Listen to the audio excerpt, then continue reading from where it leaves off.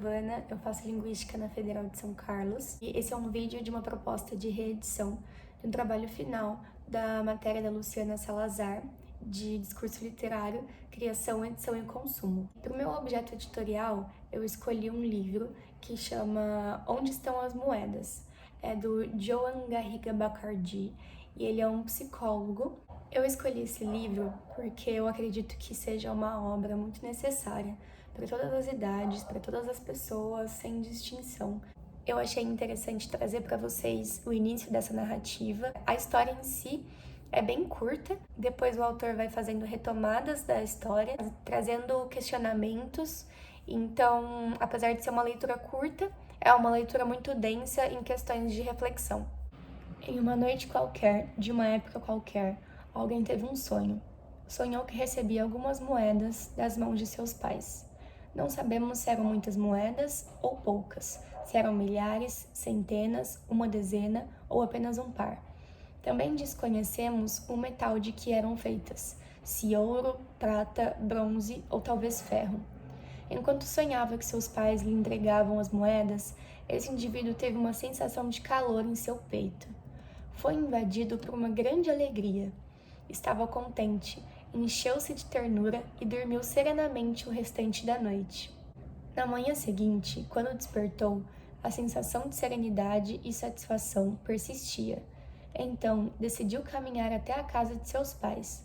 Quando ali chegou, olhou-lhes nos olhos e disse: "Na noite passada, vocês vieram até mim em sonho e depositaram em minhas mãos algumas moedas. Não me lembro se eram muitas ou poucas.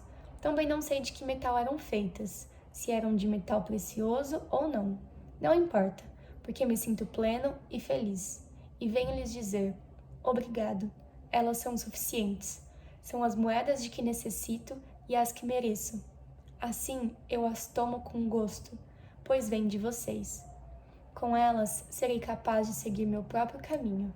Ao ouvir isso, os pais, que como todos os pais se engrandecem por meio do reconhecimento dos filhos, sentiram-se ainda mais generosos e maiores. Interiormente, sentiram que podiam seguir dando a seu filho, porque a necessidade de receber amplia a grandeza e o desejo de dar. Então disseram: "Você é um bom filho, pode ficar com todas as moedas, pois pertencem a você.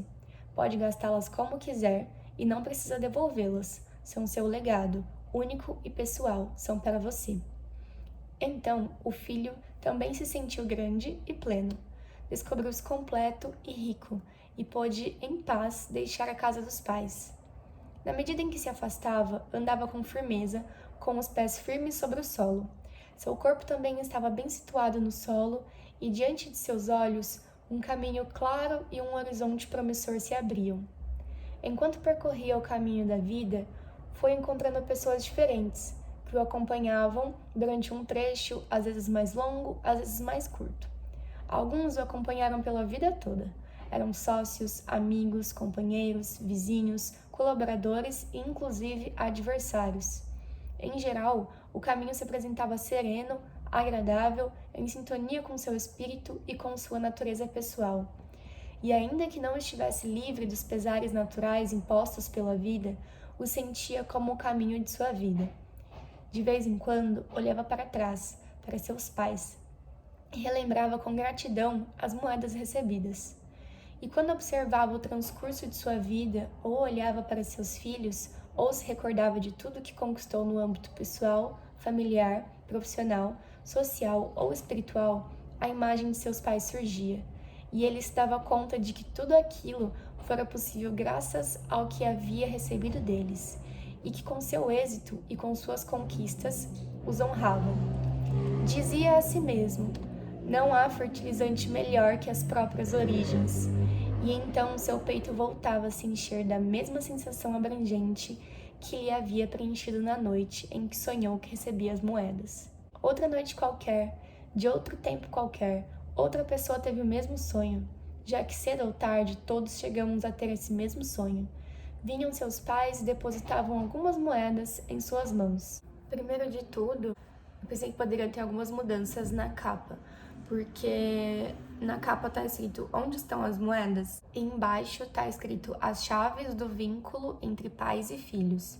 E nisso me veio várias questões sobre a gente falar pais, né, e estar sempre no masculino, se referindo à figura masculina, né, apesar de ter esse consenso, essa convenção, né, da norma padrão do português brasileiro, que pais abarcaria também mães, mas eu acho que é necessário uma mudança. Assim como filhos também, que tá no masculino, uma proposta mais inclusiva, né, que é o meu intuito dessa reedição, modificar essa coisa do pai e filho, né, tipo essas duas figuras, sendo que o papel da mulher na sociedade e o papel de uma mãe, né, é de dupla, tripla, sabe, diversas jornadas. Então, eu não acho que seja a melhor opção. E colocaria algo do tipo as chaves do vínculo entre as famílias, entre famílias. Ainda na capa do livro, é um livro em tom pastel amarelo, e eu acredito que poderia ser uma capa mais chamativa, porque eu, enquanto leitora da primeira vez, não me chamou a atenção, a não ser por uma recomendação, né? Mas se eu estivesse passeando, procurando livros, não me chamaria atenção, e eu acredito que não faz jus ao conteúdo do livro. Além disso, pensando sobre a questão de inclusão, eu acredito que seria interessante ter uma descrição da imagem, né, que tem na capa. Os desenhos que estão na capa, eles remetem muito a essa questão da binariedade de gênero, né? A figura do homem e a figura da mulher construída pela sociedade. Seria interessante modificar essa capa para que não fomentasse mais ainda essa questão da binariedade. Ter uma autodescrição, não somente da imagem da capa, mas do livro todo. Tudo o que abarca o livro. Na contracapa, eu acredito que eu mudaria as fontes, o tamanho das fontes, melhoraria essa estrutura, né? Porque acaba aparecendo vários parágrafozinhos assim, um embaixo do outro, um texto corrido que não fica muito atrativo. Eu colocaria umas fontes maiores, outras menores, e também pensar em pessoas que tem nome, né, dentro desse universo, tanto da psicologia, que abarque mais esse público, dando a opinião sobre o livro, sobre a leitura. Acredito que seria mais interessante para essa reedição. E é isso, muito obrigada, Luciana, por essa matéria, apesar do contexto social atual. E é isso, fiquem bem.